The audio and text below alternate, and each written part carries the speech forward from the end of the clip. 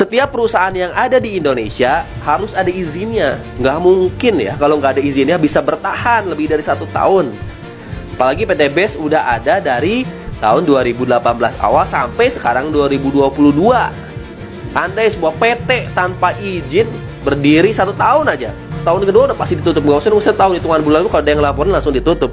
Nah, PT BES ini bisa berdiri dari 2018 sampai 2022 karena ada izinnya. Yang pertama, PT BES udah punya SIUPL, surat izin usaha penjualan langsung. Jadi PT BES ini ada di bawah Kementerian Perdagangan. Ya, PT BES ini bukan investasi. Kalau investasi harusnya ada izin dari OJK. Ya, kalau perusahaan berdiri lalu dia belum ada izin, lalu dia memutarkan uang, nanti ada OJK masuk biasanya kan, seperti itu. Kalau nggak ada izin ditutup. PT BES ini masih ada sampai sekarang berarti aman. PT BES karena PT BES bukan ada di dunia investasi sehingga nggak ada hubungannya dengan OJK. PT BES ini adanya di bawah Kementerian Perdagangan karena basisnya PT BES ada di network marketing, penjualan produk secara berjenjang. Sehingga izinnya itu adalah SIUPL, bukan izin dari OJK berupa produk investasi. Bukan, ini udah salah ya, pernyataan yang salah. Network marketing itu ya perusahaan yang memasarkan produk secara berjenjang, teman-teman. Ada produknya, sehingga PT BES benar-benar ada di bawah Kementerian Perdagangan ya. Kita punya izin yang namanya SIUPL ya, SIUPL dan atau SIUP KBLI 47999. Di mana setiap perusahaan di bidang network marketing harus punya SIUPL kalau pengen berdiri di Indonesia dan menjalankan bisnisnya di Indonesia kayak gitu. Dan PT BES juga udah punya sertifikat keanggotaan dari AP2LI ya, Asosiasi Penjualan Langsung Indonesia gitu. Setelahnya PT BES juga punya izin dari DSN MUI ya, di DSN MUI, sehingga PT BES tergolong dalam perusahaan PLBS, penjualan langsung berjenjang syariah. Nah, oke, saya kasih ilustrasinya ya. Kalaupun mau dibandingkan, sebenarnya PT BES ini sebagai perusahaan network marketing atau penjualan secara langsung ya berjenjang, itu dibandingkan dengan perusahaan-perusahaan yang penjualan produknya dengan sistem distribusi tidak langsung atau sistem distribusi normal, di mana biasanya ada alur distribusi yang panjang. Contohnya teman-teman pernah nyobain minum ini nggak sih? Ada brandnya ya, air mineral lah pokoknya, air mineral. Anda nggak mungkin bisa langsung beli ke pabriknya kan, bener nggak? Dan Anda nggak mungkin bisa langsung beli ke distributornya. Biasanya saya kalau beli botol air mineral ini atau air mineral pasti belinya ke warung dulu gitu ya. Ke toko kan jauh ya, ke grosir kan agak jauh, pasti beli yang terdekat. Tapi berapa harga di warung air mineral ini gitu? Biasanya di warung udah menyentuh harga minimalnya 3.000 atau rata-rata di angka 5.000. Apakah beli di pabrik harganya 5.000? Apakah pabrik menjual harga 5.000? Enggak. Nah, di distribusi tidak langsung ini, pabrik ini nggak bisa langsung jual konsumen. Ada alur distribusinya yang harus dilalui.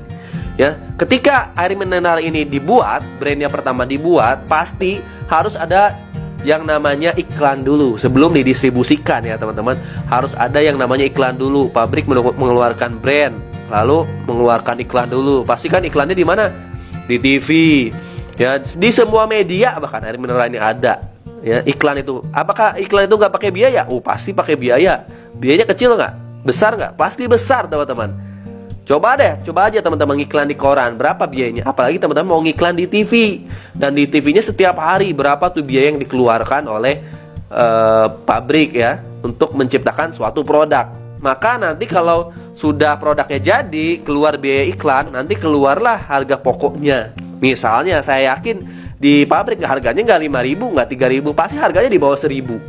Ya, harganya di bawah 1.000. Tapi siapa yang bisa beli ke pabrik gitu kan? Nggak mungkin saya datang ke pabrik mau beli 1 botol. Berarti ada keluar biaya yang besar.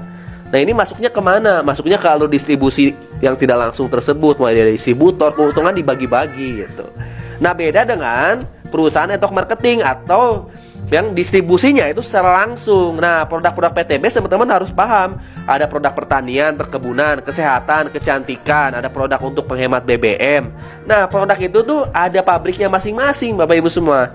Ada pabriknya masing-masing, tapi karena di sini pakai network marketing, penjualan secara berjenjang, gak mengikuti alur distribusi secara normal. Ini masih di bawah Kementerian Perdagangan, sehingga produk yang diproduksi oleh pabrik langsung dijual, langsung diambil oleh distributor utama, yaitu PT BES Corporation Syariah. Contohnya misalnya ini, ada salah satu produk kesehatan PT BEST namanya Habatus Soda Propolis atau Habs Pro. Di sini di boxnya itu ada keterangan diproduksi oleh PT Habashi Niaga Utama di Depok, Indonesia. Didistribusikan oleh PT Bandung Eko Sinergi Teknologi. Jadi distributor utamanya hanya PT BEST. Jadi pabriknya hanya menjual ke PT BEST.